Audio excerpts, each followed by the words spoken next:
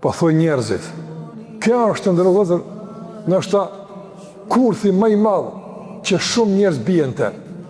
E din se kjo punë është e mirë, e din se duhet me bo, e din se kjo punë është e keqe, e pse nuk po e këdor?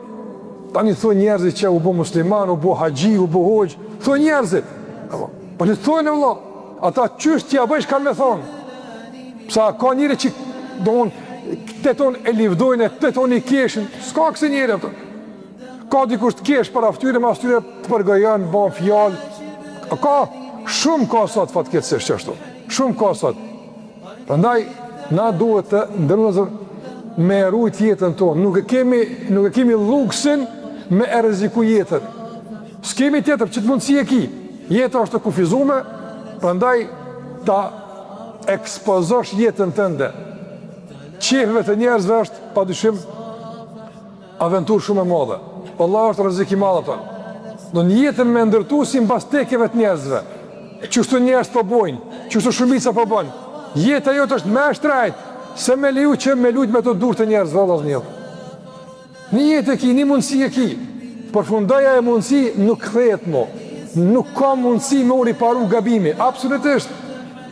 Andaj të ruajmë jetën, të ndërtojmë sipas standardeve të duhura, sipas kënaqësisë Allahu xhallahu ala, sipas asaj që besojmë se nesër kena me dalë para Allahut me dhënë llogari. Mirë, po me thonë për shembull, valla e di që çfarë duhet, po njerëzit të flasin, po ne të flasin, e çka nëse flasin. Tek e vënë të flasin do të harrojnë kanë punë të veta.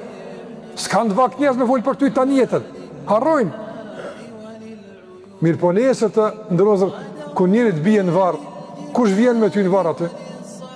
A vjen me të mbrojtje ata që për ta e ke bu jetën? Jo, valla, s'vikej shkojnë punë veta, me të harrojnë që e kon gjallë. Apo ditë e gjykimit kur Allahu xhallahu ala vet trupin, pse se ke bu këtë punë, pse ke bu këtë punë? Po valla njerëz falshin. A vjen njerëz me të mbrojt? Jo, valla zin ato. Prandaj mbroje veten tonë, ruaje veten tonë. Shikoj apo tani çfarë mundësi e pati, fatkeqësisht e humbi mundësinë veç për një fakt. Flasin njerëzit. Edhe vdeq në mosbesim ato.